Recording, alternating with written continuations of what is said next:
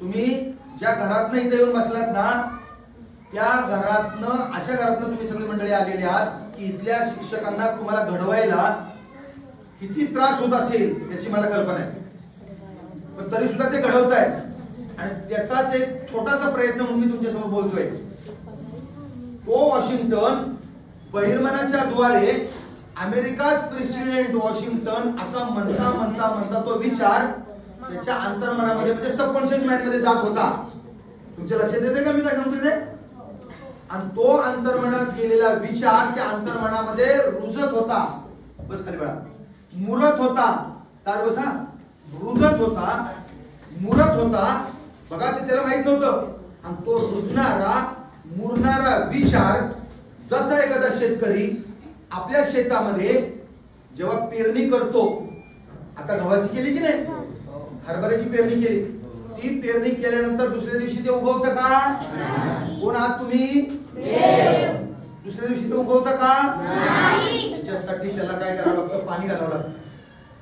त्याच्यासाठी त्याला खत घालावं लागतं. आणि मग 8, 12 दिवसानं, 15 दिवसानं, 20 दिवसानं, 25 दिवसानं, 21 दिवसानं तिकडे ते पेरलेलं काय होतं? उगवतं. तसं तो वॉशिंग्टन 1 दिवस नाही, 2 दिवस नाही, 4 दिवस नाही, सतत प्रयत्नपूर्वक तो त्याचं जे काम आहे, त्याचं जे वर्क आहे, ते वर्क त्याच्यावर तो प्रेमानं ते वर्क करतच होता. त्याचं काम घंटा वाजवायचं आणि जी काही काम असतील ती प्रेमानं करतच होता. सद्गुरू वामनराव सांगतात तो प्रेमानं करत होता. काम म्हणजे काय? लव वर्क. कामावर तो प्रेम करत होता. बघा मी काय सांगतोय ते, तो कामावर प्रेम करत होता, प्रेमानं काम करत होता. आणि त्याच्याबरोबर त्याच्या मुखात जे वाक्य होतं ना, ते सुद्धा तो बरोबर आठवणीनं आणि प्रेमानं म्हणत होता. आणि ते म्हणणारं वाक्य आणि करत असलेलं प्रेमानं काम हे बहिर्मनाच्या द्वारे मुलांनो त्याच्या सबकॉन्शियस माइंड मध्ये म्हणजे अंतर्मनात जात होतं. हळूहळू हळूहळू जमिनीवर ओतलेलं पाणी एकदम जमिनीत गायब होतं का? ते असं थोडं थोडं पुढं सरकत सरकत बादलीवर जर पाणी ओतलं तर हळूहळू हळू जमिनीत जसं मुरतं तसं त्यानं जो केलेला विचार अमेरिकात प्रेसिडेंट वॉशिंग्टन तो हळूहळू त्या अंतर्मनामध्ये मुरला, रुजला. आणि रुजलेलं बी जसं जमिनीतनं कालांतराने एक दिवस उगवतं. एक आंब्याची कोय लावली जमिनीत तर त्याला झाड किती येतं? आणि आंबे किती येतात? शेंड्यात एकच येतो आंबा. झाड एक पण त्याला आंबे किती येतात? लावली होती कोय किती? एको आपण बीजश्याम असं म्हटलेलं आहे. एका बीजापोटी तरुवर कोटी. काय म्हणलंय? एका बीजापोटी एक कोय लावली त्याला हजारो आंबे आले. तसं त्यानं तो एक विचार आपल्या अंतर्मनात रुजवला आणि कालांतरानं तोच साधा शिपाई त्या शाळेचा एक दिवस खरोखरीचा अमेरिकेचा प्रेसिडेंट म्हणजे राष्ट्राध्यक्ष झाला. आता टाळ्या.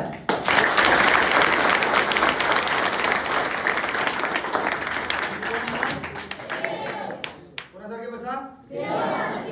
जर एका शिपायाच्या बाबतीत असं होतं, मी कुणासाठी सांगितलं होतं, दोघांनी 12वीच्या हातवर्णन केला त्याच्यासाठी ही गोष्ट सांगावी लागली. जर साधा शिपाई घंटा वाजवणारा जर विचार धरतो आणि विचार धरून त्याच्या जीवनामध्ये तो अमेरिकेचा राष्ट्राध्यक्ष होतो. राष्ट्राध्यक्ष झाल्यानंतर नुसता राष्ट्राध्यक्ष नाही तर त्याच्या नावानं त्या अमेरिकेला त्या शहराचं नाव स्थापित होतं. आज सुद्धा त्या अमेरिकेमध्ये वॉशिंग्टन तिथं एक ते काय आहे अमेरिकेची सिटी राजधानी. मी काय सांगतोय लक्षात ठेवा बाळा. जर आपण विद्यार्थी आहोत, आपण जर विचार धरला मी 10वीला आहे, मी 12वीला आहे, मी 7वीला आहे, मी 5वीला आहे, मी 80, 85, 90% पेक्षा जास्त मार्क मिळवणारच. स्वराज्य हा माझा जन्मसिद्ध हक्क आहे आणि तो मी मिळवणारच. कोणी सांगितलं? मोठ्याने सांगा. 1, 2, 3. हे राज्य व्हावे ही स्त्रीची इच्छा. 1, 2, 3. 1, 2, 3. चले जाओ. 1, 2, 3. 1, 2, 3. आहे ना माहिती तुम्हाला?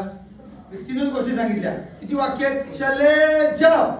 महात्मा गांधींनी का हातामध्ये काय बॉम्ब गन घेतली होती का? 156. काय महात्मा गांधी पंचावर होते.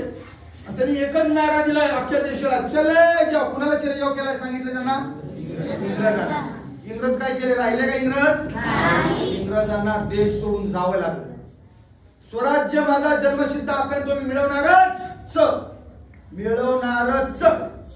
आणि हे हिंदवी राज्य व्हावे ही स्त्रीची इच्छा छत्रपती शिवाजी महाराज यांनी हे वाक्य बोल. मला काय सांगायचंय की जर एखादा विचार आपल्या मनात आधी धरावा लागतो, धरल्याशिवाय विचार बहिर्मनाच्या द्वारे अंतर्मनात सोडता येत नाही, रुजवता येत नाही. आधी विचार धरावा लागतो. म्हणून मी तुम्हाला पहिला विचार दिला की येणाऱ्या 10वी 12वीच्या किंवा कुठल्या एक्झाम मध्ये आम्ही 85% पेक्षा जास्त मार्क मिळवणारच आणि आमच्या हायस्कूलचं नाव फलटण मध्ये पहिलं काढणार. किती मुलांना वाटतं? आता टाळ्या होतं सर्वांनी.